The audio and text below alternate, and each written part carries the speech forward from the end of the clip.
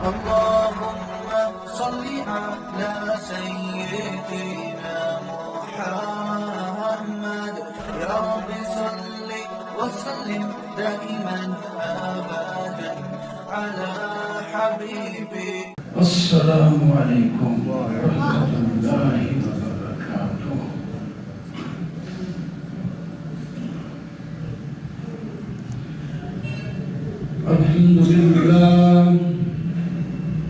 الحمد لله وكفى، والصلاة والسلام على سيد الرسل وخاتم الأنبياء.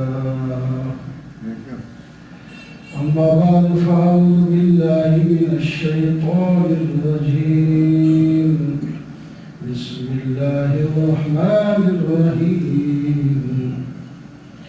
ليس البر أن تولوا وجوهكم قبل المشرق والمغرب ولكن البر من آمن بالله واليوم الآخر والملائكة والكتاب والنبيين. الآية.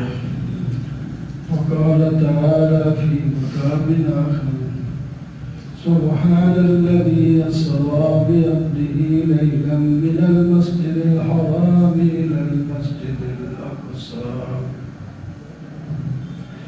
وقال النبي صلى الله تعالى عليه وسلم: كتاب الله فيه نبأ ما قبلكم وخبر ما بعدكم وحكم ما بينكم وهو الفصل ليس بالهزل.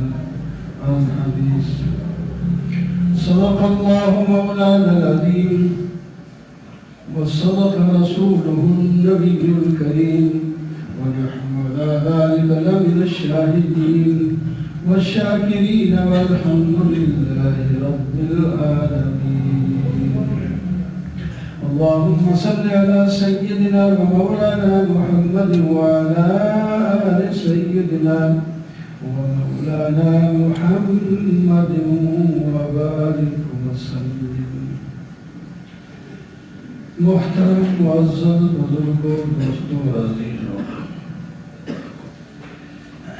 یہی آیت سورہ بقرہ کی اور یہی حدیث حضرت علی سے نبی کریم صلی اللہ علیہ وسلم کی 2-3 جمعوں سے پڑھی جا رہی ہے۔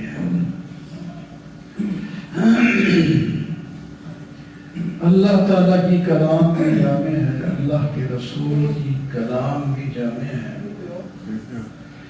ساری زندگی اگر اسی آیت کی تشریح میں لگے رہے تو زندگی ختم ہو جائے گی۔ یہ آیت کی تشریح مطلب مفہوم نہیں ختم ہو۔ اس طرح آپ کی یہ حدیث بھی لمبی ہے، اس میں اس کی تشریح بھی، کیونکہ دین مربوط ہے آپس میں، ایک چیز بیان کرو ساتھ دوسری بھی آ جاتی ہے، تیسری بھی، پورا دین سمٹ کر اس میں آ جاتا ہے۔ تو بات یہ چل رہی تھی کہ آپ صلی اللہ علیہ وسلم نے فتنوں کا ذکر فرمایا تو حضرت علی رضی اللہ تعالیٰ عنہ نے عرض کیا ان فتنوں سے نکلنے کی راہ کیا ہے؟ تو آپ صلی اللہ علیہ وسلم نے فرمایا وہ ہے اللہ کی کتاب۔ اللہ کی کتاب سے جڑ جاؤ تو بس فتنوں سے نکل جاؤ۔ پھر اس کی تفصیل بیان فرمائی، فیہ نبأ ما قبلکم۔ اس اللہ کی کتاب میں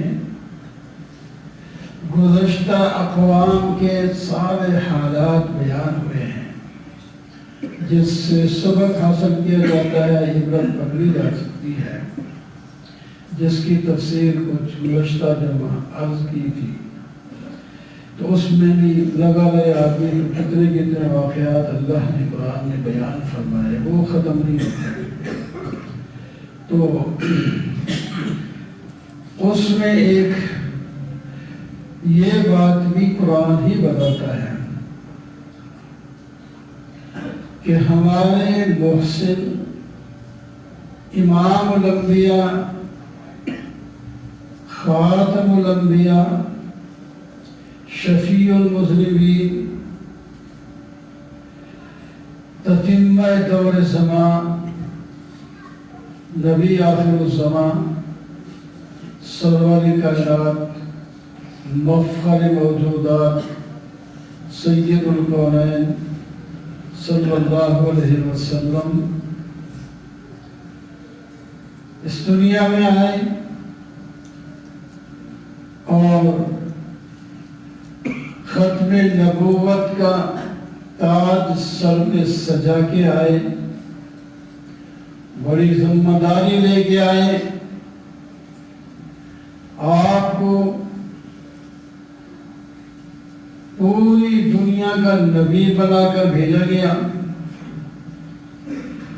اور دنیا کے ختم ہونے تک آپ کی نبوت کو جاری رکھا گیا۔ یہ فضیلت اور کسی نبی کو نہیں ملی۔ سب نبی ایک قوم کے لیے، ایک جگہ کے لیے، ایک وقت کے لیے تھے۔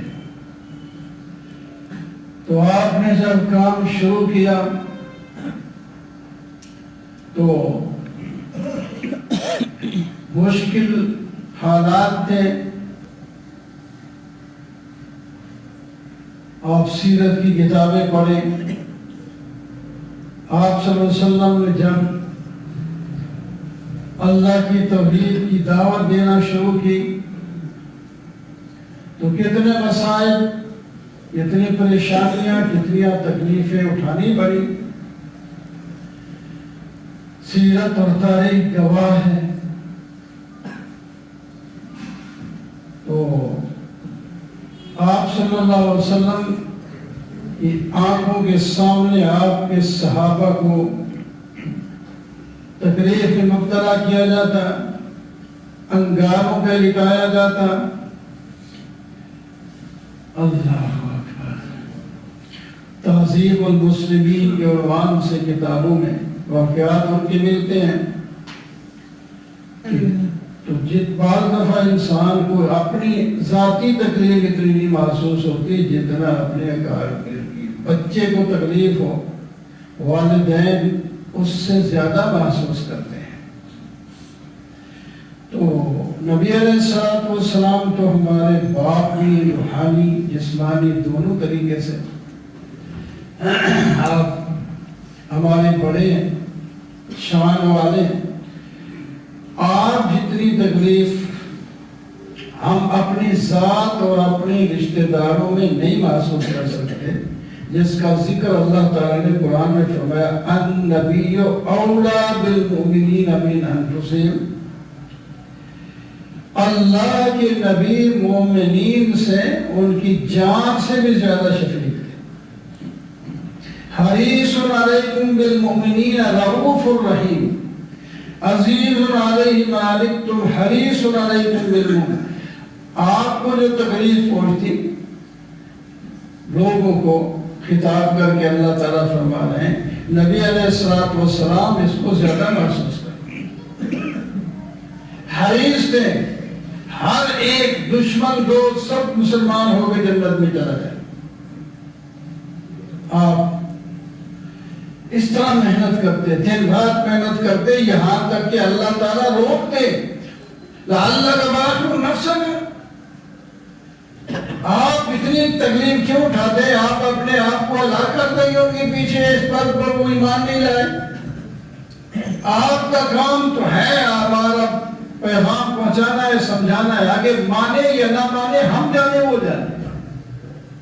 لیکن آپ کو کہاں رہا 23 سال آپ نے محنت کی اور اتنی کامیابی سمیٹی، دنیا میں کوئی ایسا نہیں آیا جس نے ایسی کامیابی حاصل کی ہو۔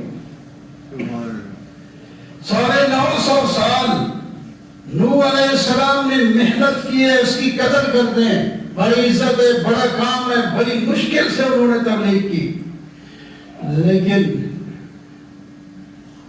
تھوڑے سے بندے مسلمان ہوئے. آپ صلی اللہ علیہ وسلم نے 23 سال محنت کی اور اپنے مقصد میں کامیاب ہوئے.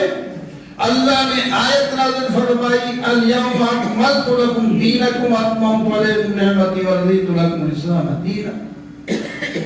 ہم نے آپ کا دین مکمل کر لیا ہے اور پسند بھی کر لیا ہے. اسی دین پر جو چلے گا ہم اسے قبول کر لیں گے، جو اس سے ہٹ کر چلے گا وہ ہم قبول ہی نہیں کریں گے.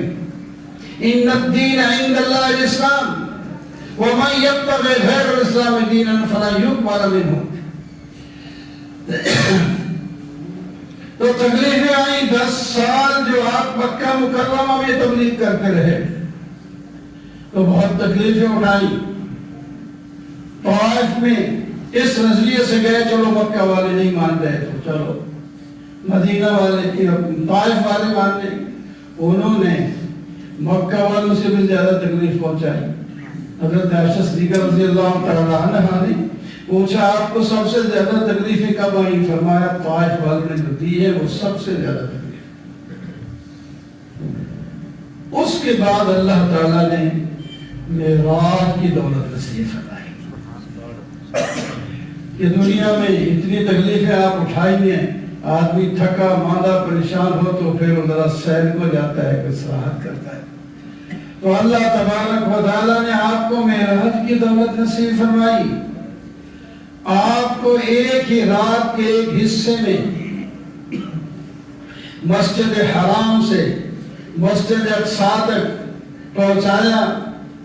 وہاں انبیاء کو اکٹھا کیا، وہاں آپ نے نماز پڑھائی، امام الانبیاء بن گئے. تمام انبیاء آپ کے پیچھے نماز پڑھ رہے تھے. امام الانبیاء ایک ہی رات میں نماز پڑھائی، وہاں امام الانبیاء خاتم الانبیاء، وہاں خطبے دیے، سارا کچھ تفصیل نہیں. پھر وہاں سے آپ کو آسمانوں کی طرف لے جایا گیا. آپ آسمان پر گئے، 1 2 3 4 7 آسمانوں سے آگے چلے گئے. جنت دیکھی، دوزخ دیکھی، جنت کی نعمتیں دیکھی، جہنم کے عذاب دیکھے. سدرۃ المنتہا پہ جا کر جبرائیل علیہ السلام نے معذرت کر لی کہ میں اوپر نہیں جا سکتا. یہ ایک سرحد ہے، سرحد سے آگے ویزے کے بغیر نہیں جایا جا سکتا. سدرۃ المنتہا اس کا نام ہے. ہم نیچے والے سدرۃ المنتہا تک جاتے ہیں، اوپر جو مخلوق ہے اللہ جانے کتنی ہے وہ نیچے نہیں آتے.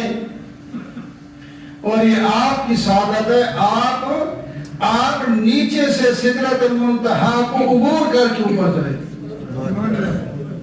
ابراہیم علیہ السلام نے جواب دے دیا.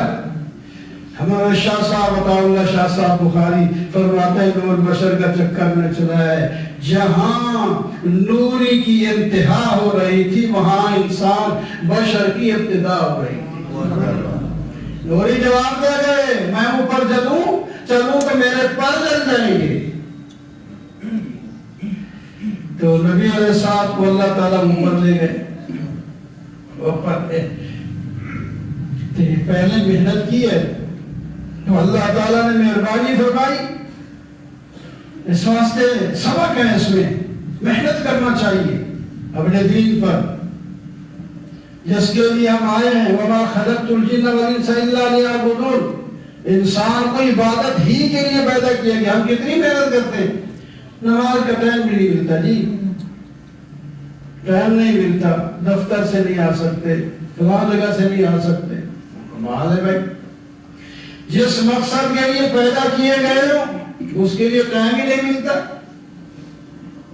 جس سے موت آئی یا بیمار ہو گئے ابھی دنیا میں وہ تو سارے دفتر بھی چھوڑ جائیں گے، دکان بھی چھوڑ جائے گی، ہر شے چھوڑ جائے گی. پڑے ہوں گے بلکہ دوسرے کو بھی مصروف کر رکھا ہوگا، وہ اس کی تیمارداری بھی لگا ہوا. تو آپ ایسے ٹائم ٹیبل کیوں نہیں بنا لیتے کہ نماز میں کوئی فرق نہ آئے، کسی دین کے کام میں فرق نہیں آنا چاہیے. تو بہرحال نبی علیہ السلام سدرۃ المنتہا سے اوپر چلے گئے، پھر اللہ تعالیٰ نے وہاں آگے پہلے آسمان سے ہی انبیاء کو استقبال کے لیے وہاں رکھا۔ آدم علیہ السلام، عیسیٰ علیہ السلام، یوسف علیہ السلام، یحییٰ علیہ السلام، ادریس علیہ السلام، موسیٰ علیہ السلام، ہارون علیہ السلام و ابراہیم علیہ السلام، سب سے ملاقاتیں ہوئی۔ سب نے استقبال کیا، خطبے دیے۔ پہلے آسمان پہ حضرت آدم علیہ السلام جو ساری ہم سب کے باپ ہیں، اور آخری 7ویں آسمان پر حضرت ابراہیم علیہ السلام سے ملاقات۔ درمیان میں ان پیغمبروں سے ملاقاتیں ہوئی، خطبے دی۔ یہ شان نبی علیہ السلام کی ہے کہ کیا شان اللہ نے عطا فرمائی۔ انہی آنکھوں سے جنت دیکھی، مناظر زمین پر بھی بہت کچھ دیکھیے، بہرحال تفسیر کا وقت نہیں ہوتا۔ میں اس واسطے کر رہا ہوں کہ یہ آج 25 ہے، 26 اور 27 کو لوگ کہتے ہیں معراج کی رات ہے، جناب جھنڈیاں لگائیں گے، جلوس کرنے کے لیے ختم ہے۔ اور ہم نے اپنے اندر کیا تبدیلی لائی ہے؟ عقیدہ ٹھیک کیا ہے، عمل ٹھیک کیا ہے، سنت پر چلنا ہم نے جو ہے سیکھا ہے، کہ ہم نے وعدہ کیا ہے کہ اب ہم نبی علیہ السلام کی سنت پر چلیں گے، داڑھی رکھی ہے۔ کوئی بھی نماز تو کم از کم پابند ہو جائے نماز کا بہت جماعت پڑھنے سے، یہ بھی ہم نہیں کرتے۔ بس جلوس نکال لیا، جھنڈیاں لگا لی، روشنیاں کر دی، کنکمے لگا لیں گے، ان میں رات منائی رہی ہے۔ جو نہیں لگاتا کہتے ہیں ان کو محبت بھی نہیں۔ اللہ کے بندے، اس کو کہتے ہیں معراج کو منانا۔ وعدہ کریں ہم نبی علیہ السلام کی معراج اس طرح منائیں گے کہ آج سے ہم وعدہ کرتے ہیں کہ ہم سنت کے مطابق زندگی گزاریں، سنت کے مطابق زندگی گزاریں گے۔ تکلیفیں آئیں، پریشانیاں آئیں، کچھ نہیں ہوتا، برداشت کرنی ہے۔ بڑی آگے کی تکلیفیں زیادہ ہیں، قبر کا عذاب اور راحت دونوں ہیں۔ میدان محشر میں کیا تکلیف ہوگی، بڑی مشکلات ہیں، ہمیں وہ نظر نہیں آ رہی۔ ہم تو دنیا کی رنگینیوں میں ہیں۔ اللہ تعالیٰ نے یہ چیزیں پیدا کر دیا ہیں، خوبصورت سے خوبصورت تر حاصل کرنے کی کوشش میں لگے رہتے ہیں۔ زندگی ہماری ختم ہو جاتی ہے، اٹھا کے زمین میں دفن کر دیتے ہیں، بس ختم ہو گئی۔ یہ تو ختم ہونے والی زندگی ہے نا۔ یہ تو کہیں سے بھی کسی نے کہا تھا، کسی پہلی امت کے آخر میں امت آ گئی، اس کی 50-60 سال عمر ہوگی ان کی۔ تو میں نے کہا اتنی چھوٹی عمر، وہ تو میں ایک درخت پہ نیچے بیٹھ کر بھی گزار سکتی ہوں، پہلے سینکڑوں سال کی عمریں ہوتی تھی۔ اس امت کو دنیا میں چھوٹی عمر دے کر ان کے عمل کا ثواب زیادہ رکھ دیا۔ یہ تھوڑا سا کام کرو اور زیادہ ثواب لے کر اونچا درجہ آگے حاصل کرو، باقی امتیں تمہارے پیچھے آئیں، تم اونچے ہو جاؤ۔ تو بہرحال میرے دوستو، اللہ نے نبی علیہ السلام کو معراج کرائی ہے۔ معراج کے اندر کے اسباق ہیں وہ حاصل کرنے چاہیے۔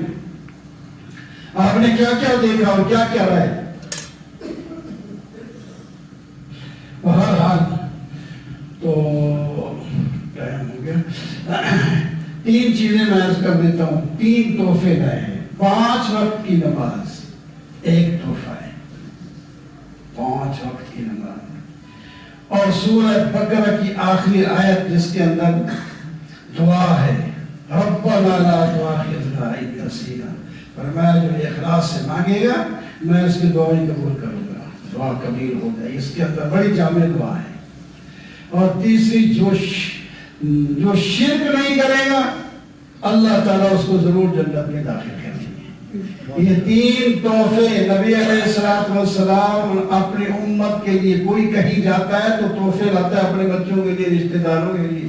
حج پہ گیا تو کہتے ہیں اب کے زمزم لاتے ہیں کم از کم، اور کھجور ہے تو یہ 2 چیزیں، باقی جو چیزیں بھی ممکن ہو سکتی ہے ہوتا ہے، ورنہ یہ 2 چیزیں لاتے ہیں۔ تو نبی علیہ السلام جو اتنی اونچی جگہ پر گئے اور وہاں سے واپس آئے، امت کے لیے 3 تحفے لائے. ہمیں ان 3 تحفوں کو لے کر پکا موحد بن جانا چاہیے، اللہ سے دعائیں مانگنی چاہیے اور نماز کبھی بھی نہیں چھوڑنی چاہیے. تو پھر تو ہم نے معراج منایا، ورنہ اس معراج منانے کا کوئی فائدہ نہیں. وَأَقُولُ قَوْلِي هَٰذَا وَأَسْتَغْفِرُ اللَّهَ